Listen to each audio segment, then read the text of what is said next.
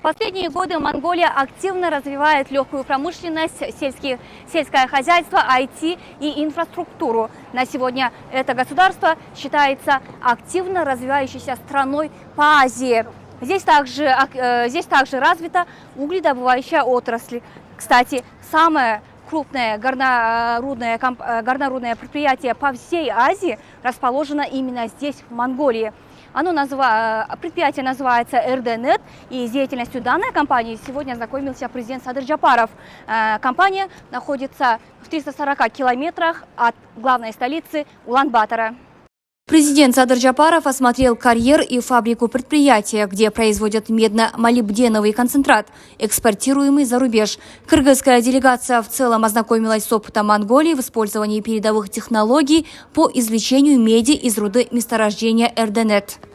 Это предприятие занимается добычей и обогащением медно-молибденовой руды в больших объемах. В год здесь производится до 40 миллионов тонн руды, около 580 тысяч тонн медного концентрата и 6 тысяч тонн молибденового концентрата. На сегодня предприятие занимает важную позицию на международном медном рынке и оказывает значительную роль в развитии экономики Монголии.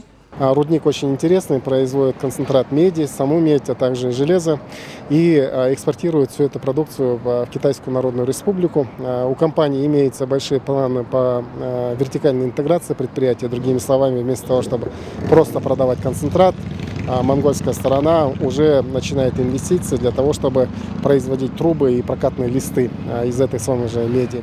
И по этой причине Садыр Джапаров выразил заинтересованность в сотрудничестве в области подготовки и повышения квалификации специалистов в горном и геологическом направлениях, обмене и совместных научных исследованиях по различным перспективным направлениям геологической и горной отрасли. Есть огромный потенциал для коллаборации между нашими странами, так как мы можем у них научиться пути развития Монголии, становления горной промышленности в части привлечения инвестиций, в части выбора правильных технологий, а также о том, как правильно структурировать транзакции для того, чтобы национальное благосостояние таких больших рудников осталось за страной, а не за иностранными предприятиями.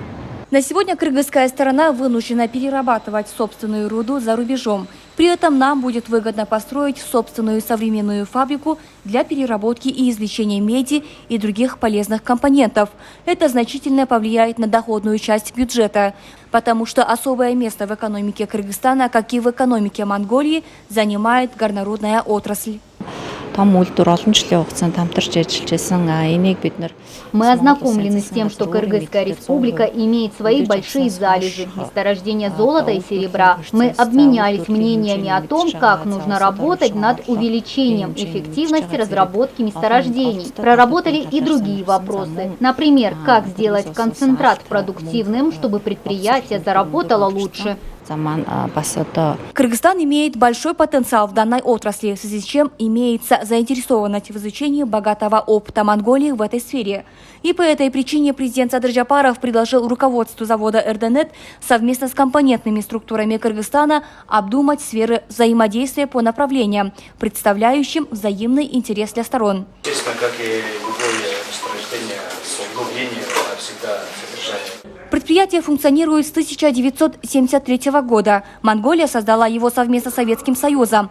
Позже, в 2019 году, правительство издало постановление, согласно которому завод полностью перешел в государственную собственность. Она является одним из крупнейших месторождений медной руды в мире. Сейчас компания активно участвует в формировании государственного бюджета страны. Ахмер Нурдинова, Чингис Тохтурбек, ЛТР, Монголия, Улан-Батор.